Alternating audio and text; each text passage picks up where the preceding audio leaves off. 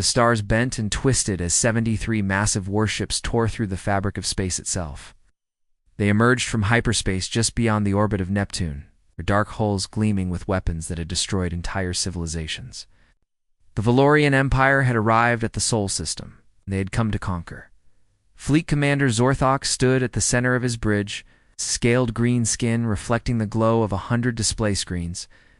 He was tall for his species, nearly 8 feet, with 4 arms and eyes that saw in spectrums humans could not imagine.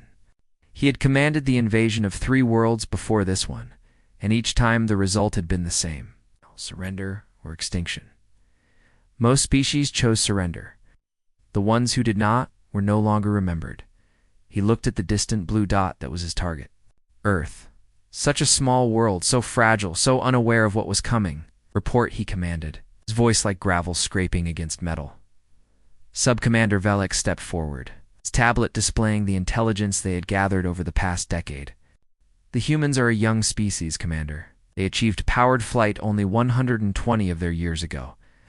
Their first steps beyond their atmosphere came 60 years after that. They have established small colonies on their moon, and the red planet they call Mars, but these are research outposts, not military installations. Zorthok nodded slowly. And their weapons. Primitive Velix answered with something like amusement. Nuclear fission and fusion devices, chemical rockets, kinetic projectiles, nothing that could penetrate even our weakest shields. Our scans show approximately 40 combat-capable vessels scattered throughout their system, most of them small patrol craft with minimal armaments. Excellent. Zorthok allowed himself a rare smile. This will be easier than I anticipated. How long until we reach their homeworld? 18 of their days, Commander. Perhaps less if we push the engines. Zorthok turned back to the view screen, watching the tiny blue world that had no idea its fate was already sealed. In 18 days, the Valorian flag would fly over their cities. Their people would kneel before the Empire, or they would die. It was the natural order of things. The strong conquered the weak. It had always been true, and it would always be true. Begin the approach, he ordered, and send them a message. Let them know their new masters have arrived. 6 billion kilometers away, on a planet that was just beginning to wake to a new morning. Admiral Grace Patterson received a call that would change human history forever. She was in her office at the United Nations Space Command headquarters in Geneva when her secure phone rang. It was 3:47 in the morning, and she had been sleeping on the small couch she kept for nights when going home seemed like too much trouble. At 62 years old, with gray hair, she kept short and practical. Grace had spent her entire adult life preparing for a call like this. "Patterson," she said, her voice steady despite the hour. "Admiral, this is Luna Station. We have contact. 70-plus vessels, large signatures, emerged from some kind of faster-than-light transit near Neptune. They matched the profiles we projected." Grace closed her eyes for just a moment. 47 years. 47 years of preparation, of secrecy, of building and planning and hoping they would never need what they had built. And now the moment had finally come. "Wake everyone," she said. "Priority Alpha, I want the Security Council assembled within the hour." She ended the call and stood, walking to the window that overlooked the city. Geneva was quiet at this hour. Its streets empty, its people sleeping peacefully in their beds. They had no idea that an alien fleet was crossing their solar system at that very moment, coming to enslave or destroy them. They would know soon enough. But not yet. There would be time for the truth later. Grace dressed quickly and made her way to the war room, a massive underground facility that had been built in secret during the 1990s. By the time she arrived, her command staff was already assembling. Captain Daniel Hughes, her tactical officer, was studying the sensor data with an intensity that bordered on obsession.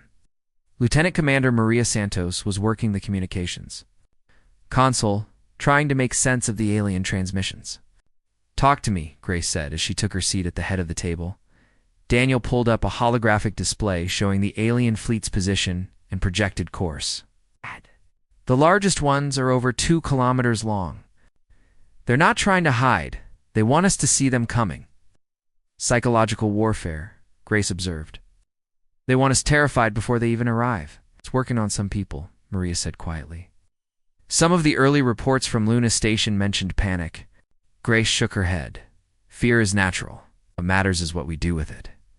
She turned to Daniel. What's our readiness status? The 1st and 2nd Soul Defense fleets are at full combat readiness. The 3rd fleet can be operational within 48 hours. Luna Base and the Mars installations are locked down and prepared. Grace allowed herself a small nod of satisfaction. Decades of work, trillions of dollars, millions of people who had dedicated their lives to a secret they could never share with their families. All of it had led to this moment. Send them a greeting, she ordered. Standard first contact protocol, peaceful intentions, offer of dialogue, the usual. Maria looked surprised. Admiral, we'll give them a chance to prove they're not what we think they are. We'll be wrong, but we'll give them the chance anyway. That matters. The message was sent. It traveled across the void at the speed of light, reaching the alien fleet 4 hours later. The response came quickly. Zorthok read the human transmission and laughed. Then he dictated his reply. People of Earth, your system now belongs to the Valorian Empire. You will surrender unconditionally within 10 of your days. All governmental authority will be transferred to Imperial administrators. Your military forces will disarm immediately. Resistance will result in the complete extermination of your species. This is not a negotiation. This is your only warning. Grace read the message aloud to her assembled staff. No one spoke. No one needed to. She said finally, at least we know where we stand. She turned to Maria. Send them our response. 1 sentence. Sure they understand every word. Maria's fingers moved across her console. The message that crossed the solar system that day was simple, direct, and completely unlike anything the Valorian Empire had ever received from a species they intended to conquer. We advise you to leave this system immediately. This is your only warning.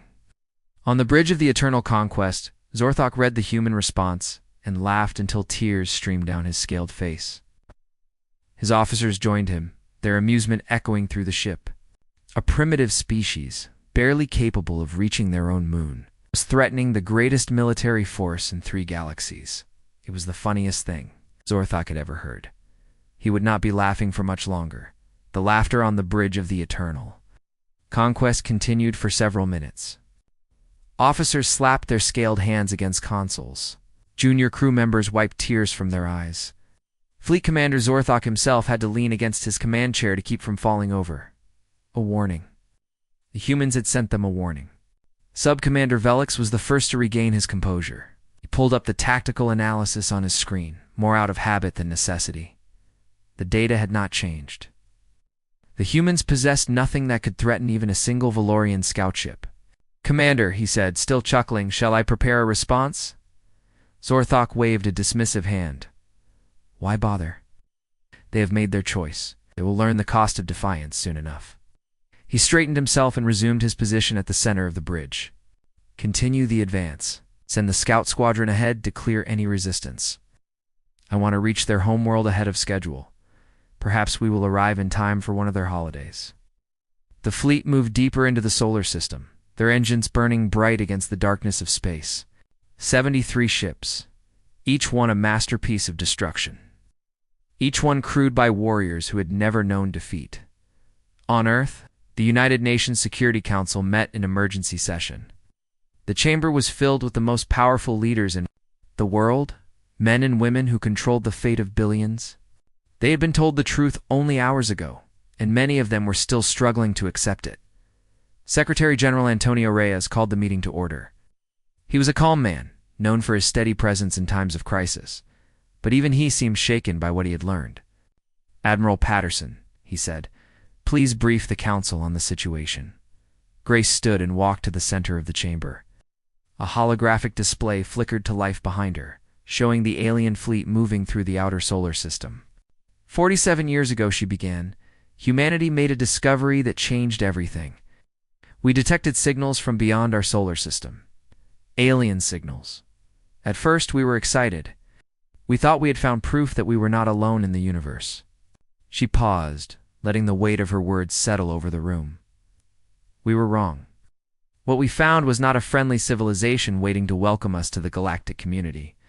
We found evidence of war, of conquest, of extinction.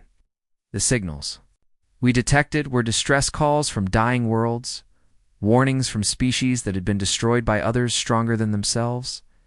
The chamber was silent. Every eye was fixed on the woman who had spent her entire career preparing for this moment. We realized then that the universe was not a friendly place. We realized that humanity was vulnerable. And so we began to prepare. She touched a control, and the display changed. It no longer showed the alien fleet. Instead, it showed something else entirely. Ships. Hundreds of ships. Battleships and cruisers and fighters hidden in facilities throughout the solar system. Weapons platforms on the dark side of the moon. Massive orbital stations concealed in the asteroid belt. An entire military force that had been built in absolute secrecy. The Prometheus Protocol, Grace continued. Every nation represented in this room has contributed to it. Every nation has kept the secret. For 47 years, we have built weapons that the public does not know exist. We have trained soldiers for a war we hoped would never come. We have prepared for this exact scenario. President Henry Collins of the United States leaned forward. He was a young man for his position, only 52, but his eyes were old. Admiral, are you telling us we can actually fight these things? Grace met his gaze without flinching. Mr. President, I am telling you that those ships out there looked at our radio signals and our chemical rockets and saw exactly what we wanted them to see. They saw weakness. They saw easy prey. She smiled, but there was no warmth in it. They did not see what we hid. The display shifted again, showing technical specifications that made several of the scientists in the room gasp. Antimatter weapons. Gravity manipulation fields. Shield technology reverse-engineered from fragments found in meteor impacts decades ago. Ships that could travel at speeds that should have been impossible. Sent them a warning, Grace said quietly. They chose not to listen. Now they will learn why that was a mistake. The Council voted unanimously to authorize full military response. The decision was made in less than an hour. Humanity would not surrender. Humanity would not kneel. Humanity would fight. 3 days later, the Valorian Scout Squadron dropped out of hyperspace near Mars. 12 ships, each one carrying enough firepower to level a small city, emerged from the twisted fabric of space, expecting to find primitive human defenses instead. They found the first Sol defense fleet waiting for them. Captain Daniel Hughes stood on the bridge of the battleship Resolute. Watching the alien ships appear on his tactical display, he had spent 20 years preparing for this moment. Training in simulators that had predicted alien tactics based on the signals humanity had intercepted decades ago. He knew exactly what to expect. The Valorian ships hesitated. They had not anticipated finding enemy vessels this far from Earth. They had not anticipated finding enemy vessels at all. Open a channel, Daniel ordered. His communications officer complied, and Daniel spoke into the void. Valorian vessels, this is Captain Daniel Hughes of the United Nations Space Command. You have entered sovereign human territory. You were warned to leave. You did not listen. This is your final opportunity to withdraw. The response came in the form of weapons fire. The Valorian ships opened up with everything they had, their guns blazing with energy that could melt through steel in seconds. The shots never reached the Resolute. The human shields, developed in secret laboratories using technology the Valorians could not comprehend, absorbed the attacks without effort. Daniel did not flinch. He had expected this. He had trained for this. Weapons free, he said calmly. The first Sol defense fleet opened fire. The Valorian scouts had never seen antimatter weapons before. They had never imagined that a primitive species could develop something so devastating. Their shields, designed to withstand the weapons of 11 conquered civilizations, lasted approximately 3 seconds. The first scout ship vanished in a flash of white. Light so bright that sensors across the solar system registered it.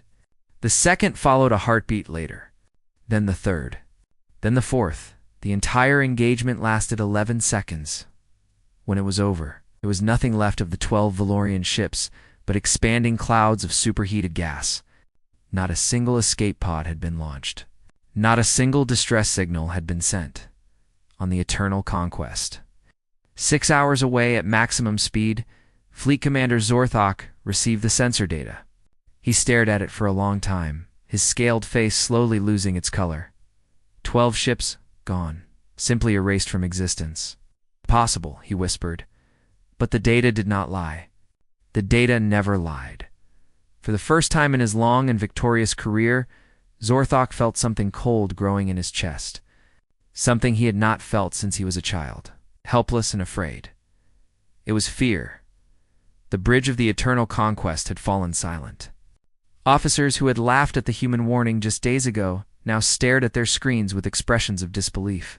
The sensor data played on repeat, showing 12 Valorian warships being destroyed in 11 seconds. 11 seconds. It took longer to pour a cup of water. Fleet Commander Zorthok stood motionless at the center of his bridge, his forearms hanging limply at his sides. His mind was racing, trying to make sense of what he had just witnessed. The Valorian Empire had conquered 11 species. Their ships had never been defeated in open combat. Their shields had never been breached by enemy fire until now. "Explain this to me," he said quietly. His voice was calm, but everyone on the bridge could hear the danger lurking beneath the surface. Sub-Commander Velik stepped forward, his scales pale with fear. "Commander, the energy signatures from those weapons are unlike anything in our database. The humans should not possess this technology. Our intelligence indicated they were still using chemical propulsion and nuclear weapons. This is something else entirely." "Something else," Zorthok repeated slowly. "And what exactly is that something else?" Velik swallowed hard. "Based on the sensor readings, it appears to be matter-antimatter annihilation. Weaponized antimatter.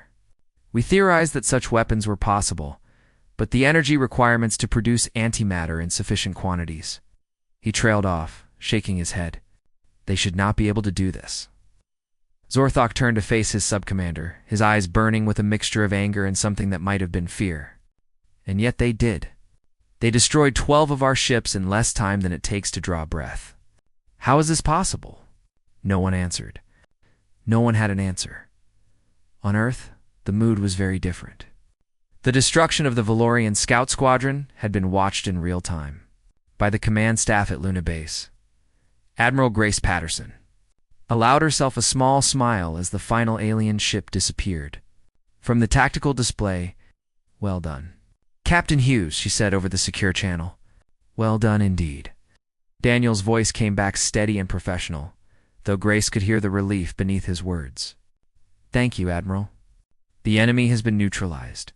Awaiting further orders. Hold position and prepare for the main fleet. They'll be more careful now. More dangerous." "Understood, Admiral." "Resolute out." Grace turned to her assembled staff. The war room was crowded with officers and technicians, all of them watching her with expressions that ranged from hope to terror. They had just won the first engagement of humanity's first interstellar war, but everyone knew this was only the beginning. "The main fleet is still coming," she said, addressing the room. 61 ships, each one larger and more heavily armed than the scouts we just destroyed. They know our capabilities now, or at least some of them. They'll adapt. They'll be ready. Lieutenant Commander Maria Santos looked up from her console. "Admiral, we're receiving transmissions from the Valorian flagship. They're encrypted, but they seem to be sending messages back to their homeworld." "Let them," Grace replied. "I want their leaders to know exactly what happened here. I want them to understand what they're dealing with." Vice Admiral Carlos Mendez, commander of the 2nd Seoul Defense Fleet, stepped forward. He was a stocky man in his 50s, with a shaved head and a reputation for ruthless efficiency. "Admiral Patterson requests permission to advance and engage the enemy before they reach the inner planets." Grace considered this for a moment. The 2nd Fleet was stationed near the asteroid belt, perfectly positioned to intercept the Valorians before they reached Mars. An early engagement would force the enemy to fight on human terms, in territory that humanity knew far better than any invader. "Permission granted," she said. "Take your fleet and hit them hard. Make them bleed for every kilometer they advance." Mendez saluted sharply. "With pleasure, Admiral." 6 hours later, the 2nd Seoul Defense Fleet. moved to intercept the Valorian armada. Zorthok had spent those 6 hours preparing for the confrontation. He had reorganized his fleet into a tight defensive formation. He had ordered his ships to boost their shield output to maximum. He had instructed his weapons officers to study the sensor data from the scout, engagement, and develop countermeasures. But deep in his hearts, he knew it might not be enough. The humans had revealed capabilities that should have been impossible. If they had antimatter weapons, what else did they have? What other surprises were waiting in the darkness between planets? Commander Velix said, breaking into his thoughts. Enemy vessels detected. 47 ships emerging from the asteroid belt. Zorthok straightened his spine and forced confidence into his voice. All ships, battle stations. We will not be caught off guard again. We are warriors of the Valorian Empire. We do not retreat. We do not surrender. We fight. The two fleets closed with each other in the cold void between Mars and Jupiter. On one side, 61 Valorian warships, their hulls bristling with weapons that had conquered 11 civilizations. On the other side, 47 human vessels, smaller but armed with technology that the Valorians were only beginning to understand. Vice. Admiral Mendez watched the enemy formation on his tactical display. They were being careful now, keeping their ships close together, overlapping their shields for maximum protection. Smart, but it would not be enough. All ships, he said calmly, weapons free. Target their lead vessels. Let's show them what humanity is made of. The Second Fleet opened fire. The battle that followed would be studied by military historians for centuries to come. It was not the longest battle in human history, nor the largest, but it was the first time humanity had faced an alien enemy in open combat, and it would define how the galaxy viewed the human species forever after. The Valorian shields held longer this time. They had adjusted their frequencies, boosted their power output, done everything they could to counter the antimatter weapons that had destroyed their scouts, and for a few minutes, it seemed to work. The human attacks splashed harmlessly against shimmering barriers of energy. Then Mendez deployed the gravity weapons. The technology was so advanced that even the scientists who had developed it did not fully understand how it worked. Somehow, it generated localized fields of intense gravitational force, strong enough to crush a ship like a tin can. The Valorians had never encountered anything like it. They had no defense against it. The first cruiser to be hit simply crumpled, its hull collapsing inward as if squeezed by an invisible fist. The second broke apart, its sections spinning away into the void. The third exploded when its reactor containment failed under the gravitational stress. Zorthok watched in horror as his fleet was torn apart. Ships that had survived a dozen battles were dying around him, their crews screaming as they were crushed or burned or blown into the vacuum of space. The Eternal Conquest shuddered as enemy fire struck its shields again and again. Turn fire? He screamed.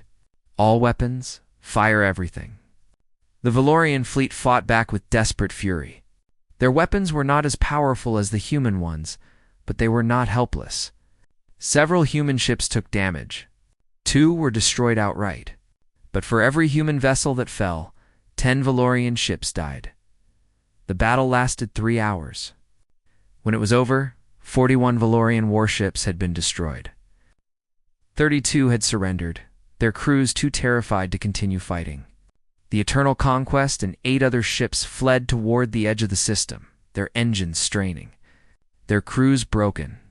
Humanity had won its first interstellar battle, and the galaxy would never be the same. The Eternal Conquest limped through the darkness of space, its one-sprout hull scarred and blackened by weapons fire.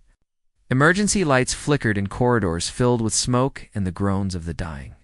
Of the 3,000 crew members who had begun this voyage, less than 800 remained alive. Fleet Commander Zorthok sat alone in his quarters, staring at nothing. His command chair on the bridge had been destroyed during the battle, along with most of his senior officers. Subcommander Velix was alive, but badly wounded, his left arm torn off by shrapnel, his face slashed by flying debris. He was in the medical bay, if it could still be called that. 73 ships. Zorthok had arrived in this system with 73 of the finest warships in the Valorian Empire. Now he had 9 damaged, limping vessels crewed by broken survivors who would never forget what they had witnessed. The humans had destroyed them. Not just defeated them, destroyed them. Utterly, completely. In a way that the Valorian Empire had never experienced in all its centuries of conquest. A soft chime announced a visitor. Zorthok did not respond, but the door opened anyway. Velix stood there, his wounds hastily bandaged, his face pale from blood loss. "Commander," he said, his voice weak but steady, "we have cleared the outer planets. We will reach the hyperspace jump point in approximately 6 hours."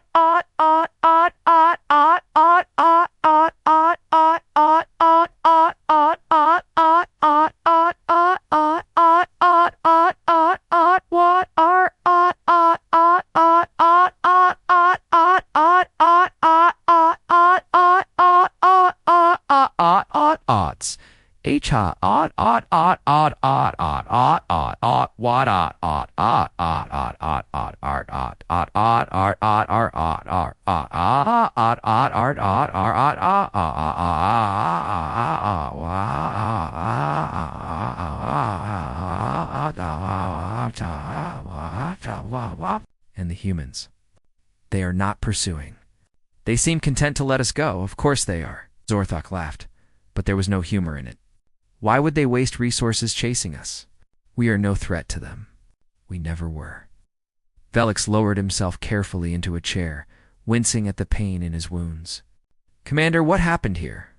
Our intelligence said they were primitives. Our scans showed no advanced technology. How could we have been so wrong?" Zorthok was silent for a long moment. When he spoke, his voice was hollow, empty of the confidence that had once defined him. "They tricked us. They hid their true capabilities. For decades, perhaps longer, they have been preparing for this exact moment. They knew we were coming. They knew what we were capable of. And they built weapons specifically designed to destroy us. But how is that possible? We've been monitoring their communications for years. We never detected any sign of these weapons, because they did not want us to detect them." Zorthok turned to face his sub-commander, and Velix was shocked to see something like admiration in the fleet commander's eyes. Think about it. Every signal we intercepted, every probe we sent, every scan we performed, they allowed us to see exactly what they wanted us to see. A primitive species, easy prey, and we believed it. We came here expecting conquest, and instead we found... He trailed off, unable to finish the thought. "We found warriors," Velix said quietly. "We found a species that refused to be prey. On Earth, the victory celebrations were muted by the weight of what had been lost. Humanity had won its first interstellar war, but the cost had been real. 11 ships destroyed. Over 3,000 men and women dead. Families who would never see their loved ones again. Admiral Grace Patterson stood before the United Nations, addressing the world for the first time since the battle. The speech was broadcast to every corner of the planet, translated into every language, watched by billions of people who were only now learning the full truth about what had happened in the darkness between planets. Today she began, "Humanity proved something that many doubted was possible. We proved that we are not helpless. We proved that we will not be conquered. We prove that when faced with extinction, we will fight with everything we have." She paused, looking out at the assembled delegates, at the cameras that carried her words to every home on Earth. But this victory comes with a warning. The universe is not empty. It is not safe. There are other civilizations out there, some of them far more powerful than the one we just defeated. They are watching us now. They are learning from what happened here, and some of them may decide that humanity is a threat that must be eliminated before we grow too strong. The chamber was silent. Every eye was fixed on the woman who had led humanity through its darkest hour. We cannot become complacent, Grace continued. We cannot assume that one victory means we are safe. The work that began 47 years ago must continue. We must build more ships. We must develop more weapons. We must prepare for the day when another fleet arrives in our system, because that day will come. It is not a matter of if. It is a matter of when. She took a deep breath before delivering her final words. The Valorians sent us a message when they arrived. They told us to surrender or be destroyed. We sent them a message in return. We warned them to leave. They did not listen. Now they are fleeing our system in ruins, and they will carry that message back to their empire and to every other civilization that might think humanity is easy prey. Her voice hardened, becoming something cold and sharp. That message is simple. We are not prey. We have never been prey. And any species that comes to our system seeking conquest will learn the same lesson that the Valorians learned today. They will learn it in fire and blood and the wreckage of their ships. They will learn it as they flee for their lives, just as the Valorians are fleeing now. She raised her chin, her eyes burning with fierce determination. Humanity stands. Humanity fights. And humanity wins. The applause that followed was deafening. 6 hours later, the 9 surviving Valorian ships reached the hyperspace jump point. They activated their drives and vanished from human space, leaving behind nothing but debris and the bodies of their fallen comrades as they departed. A final transmission reached the Eternal Conquest. It was from Admiral Patterson, and it contained only a few sentences. Fleet Commander Zorthok, you were warned. You chose to ignore that warning. Now, your fleet is broken, your crew is dead, and you have nothing left but a handful of damaged ships and a long journey home. We are letting you leave.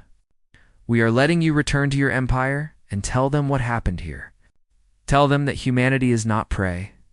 Tell them that we have been watching and waiting and preparing. Tell them that the next fleet that enters our system will not be given the chance to retreat. This is not a threat. This is a promise. Zorthok read the message in silence. Then he deleted it and turned away from the screen. He had a long journey ahead of him, and he had much to think about. The journey back to the Valorian homeworld took 18 months.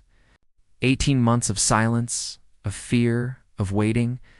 The 9 surviving ships traveled through hyperspace, their crews haunted by nightmares of antimatter, fire, and gravity weapons that crushed steel like paper fleet. Commander Zorthok spent most of the journey in isolation.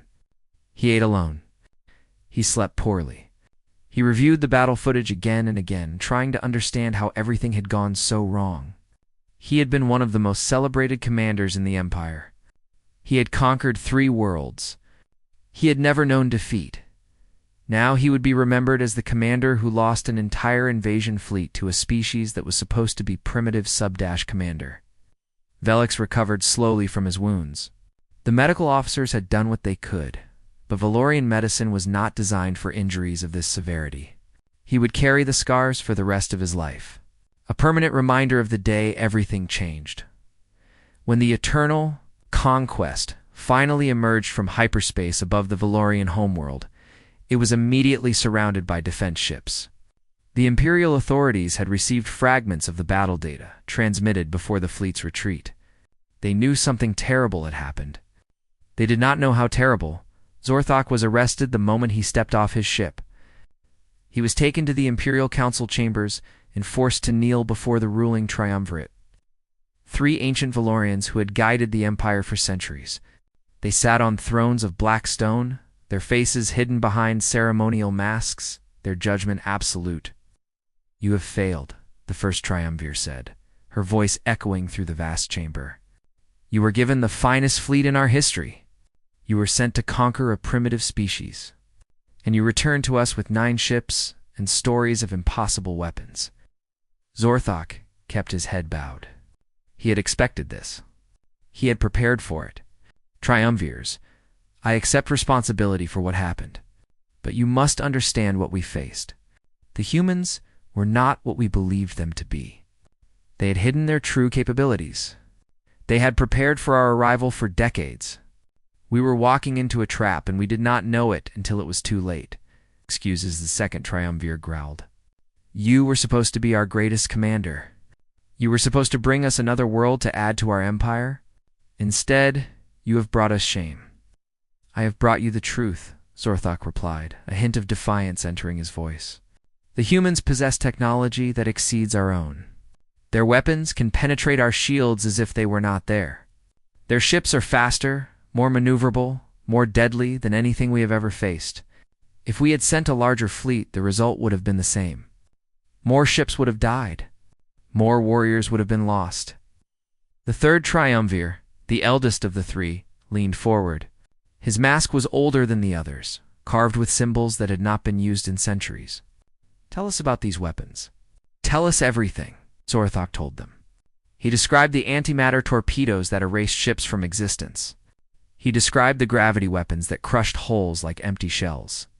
He described the shields that absorbed Valorian weapons fire without effect.